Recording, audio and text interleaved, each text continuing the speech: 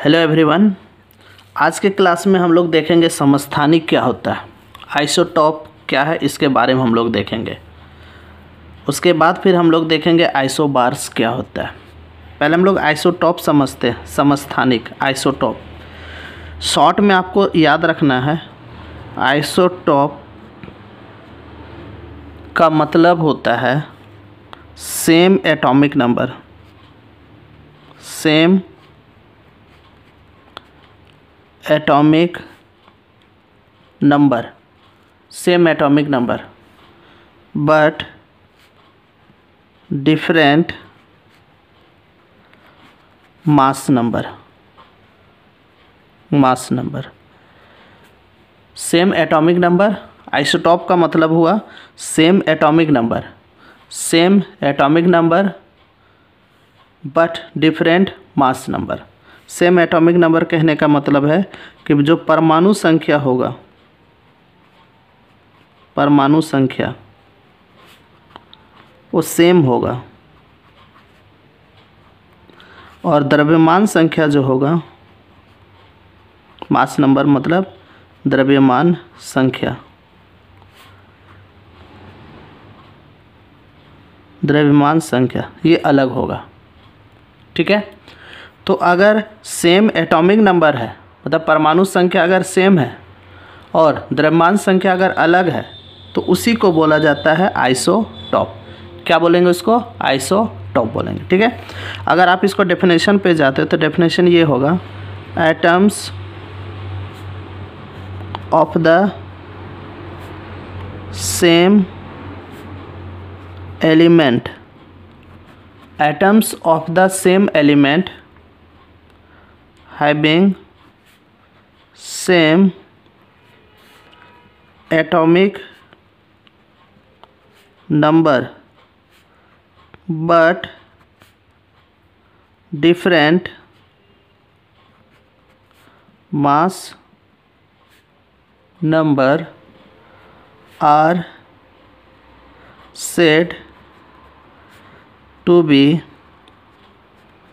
isotopes of each other। क्या है definition? ध्यान से देखिए, atoms of the same element, atoms of the same element, same element का atoms having same atomic number, जिसका atomic number same होता है but different mass number, mass number क्या होता है? अलग होता है। Are said to be isotopes of each other, उसको हम लोग क्या बोलेंगे? आइसोटॉप्स। जैसे अगर हम एग्जाम्पल पे देखें, isotopes of hydrogen, isotopes of hydrogen, hydrogen का अगर हम आइसोटॉप्स का देखें, आइसोटॉप्स ऑफ हाइड्रोजन, तो यहाँ पे हाइड्रोजन का 3 आइसोटॉप्स होता है, H11, H12, H13। ठीक है, इसको हम लोग प्रोटियम बोलते हैं, इसका नाम है प्रोटियम, इसका नाम है ड्यूटेरियम और इसका नाम है ट्रिटियम। ठीक है, ये हो गया प्रोटियम, ड्यूटेरियम और ट्रिटियम। इसको डी से भी डिनोट करते हैं और इसको टी से। ठीक, अगर हम यहाँ पे देखें, ये यहाँ पे जो लिखा रहता है ये होता है एटॉमिक नंबर, एटॉमिक नंबर, ये एटॉमिक नंबर होता है और इस जगह पे जो लिखा रहता है ये मास नंबर होता है, मास नंबर।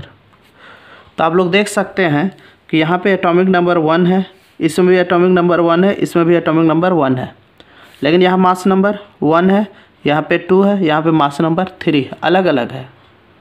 मतलब एटॉमिक नंबर सेम है लेकिन मास नंबर अलग अलग है। तो अगर एटॉमिक नंबर सेम रहेगा और मास नंबर अलग अलग रहेगा तो ये सारे को हम लोग क्या बोलेंगे? आइसोटॉप्स बोलेंगे। और ये सारे आइसोटॉप्स किसका है? हाइड्रोजन का है। ठीक है, किसका आइसोटॉप्स है? हाइड्रोजन का। अब यहाँ पे देखिए, ये हमारा एटॉमिक नंबर हो गया, तो इसमें एटॉमिक नंबर देखिए कितना हो गया? 1। एटॉमिक नंबर को जेड से डिनोट करते हैं। यहाँ पे भी एटॉमिक नंबर 1 है, यहाँ पे भी एटॉमिक नंबर 1 है। अगर मास नंबर देखा जाए तो मास नंबर यहाँ पे 1 है, यहाँ पे मास नंबर 2 है, यहाँ पे मास नंबर 3 है। अगर आपसे बोला जाए कि न्यूट्रॉन का संख्या निकालिए तो आप यहाँ से न्यूट्रॉन भी निकाल सकते हैं। न्यूट्रॉन कैसे निकाला जाता है? न्यूट्रॉन निकालने का तरीका है A minus Z, A minus Z. तो 1 माइनस 1 इक्वल टू कितना हो गया? 0। यहाँ पे अगर न्यूट्रॉन निकालेंगे तो होगा A माइनस जेड, फार्मूला है तो 2 माइनस 1, तो ये 1 हो गया। अगर आप यहाँ पे न्यूट्रॉन निकालेंगे तो होगा A माइनस जेड, तो 3 माइनस 1, तो न्यूट्रॉन यहाँ पे 2 हो गया। ठीक है। तो आपसे अगर क्वेश्चन पूछेगा कि वह कौन सा एलिमेंट है जिसमें न्यूट्रॉन नहीं पाया जाता है, तो आपको बताना होगा हाइड्रोजन। आपको क्या बताना? हाइड्रोजन। और हाइड्रोजन में कौन कौन आ जाएगा? आपका प्रोटियम। देखिए ये जो प्रोटियम है इसमें न्यूट्रॉन नहीं पाया जाता है। ठीक है, इसमें न्यूट्रॉन नहीं पाया जाता है। चलिए अब कुछ और एग्जाम्पल देखते हैं। ये तो एग्जाम्पल हमारा फर्स्ट है। ठीक, अब एग्जाम्पल सेकेंड देखते हैं। Second number example, isotopes of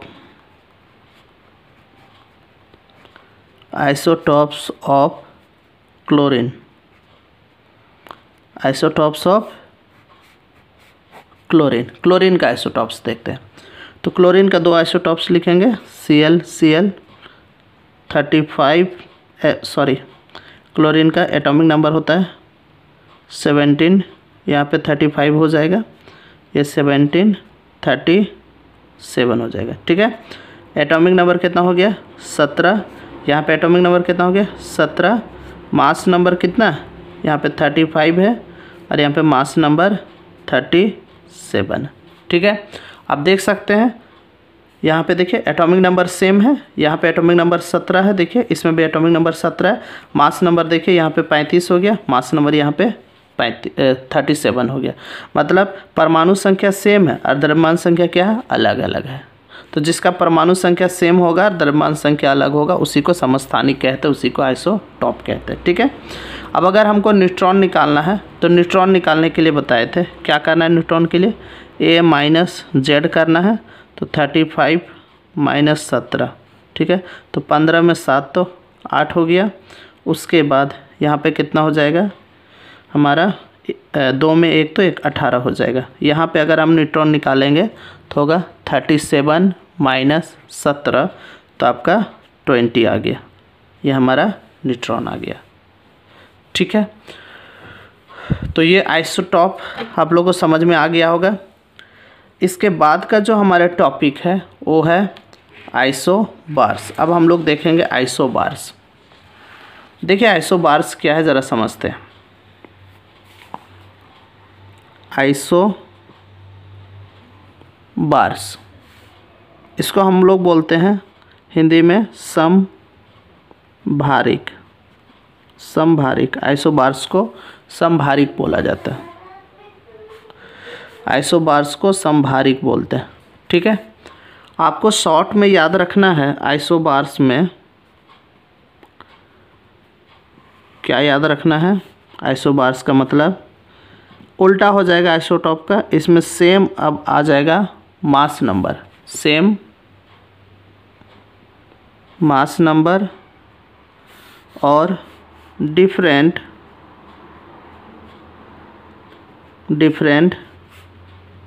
atomic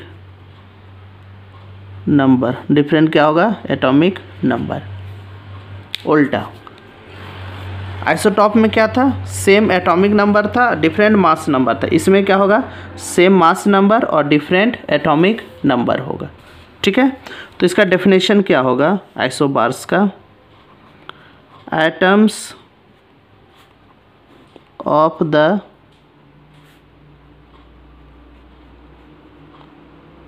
different elements, atoms of the different elements having same mass number but different atoms of the different elements having same mass number but different atomic number are said to be isobars of each other. Atoms of the different elements having same mass number but different atomic number are said to be isobars of each other. इसका example है, बहुत common example है, organ, potassium, calcium. Organ का atomic number 18 होता है, potassium का 19 होता है, कैल्शियम का 20 होता है, ठीक है। और एटॉमिक नंबर मास नंबर इसका 40, इसका भी 40, इसका भी 40। तो यहाँ पे देखिए एटॉमिक नंबर हो गया 18, यहाँ पे एटॉमिक नंबर 19, यहाँ पे एटॉमिक नंबर 20। इसमें मास नंबर 40, यहाँ पे मास नंबर 40, यहाँ पे मास नंबर 40 है, ठीक है। अगर नंबर ऑफ न्यूट्रॉन अगर निकालना है तो हम लोग निकालेंगे a माइनस जेड करके, तो कितना होगा 40 माइनस 18, तो माइनस करेंगे तो 22 आएगा। यहाँ पे न्यूट्रॉन निकालेंगे तो 40 माइनस 19, तो ये हो जाएगा 21, और यहाँ पे न्यूट्रॉन निकालेंगे तो 40 माइनस 20, तो हो जाएगा 20। ये हमारा आइसोबार्स हो गया, ठीक है।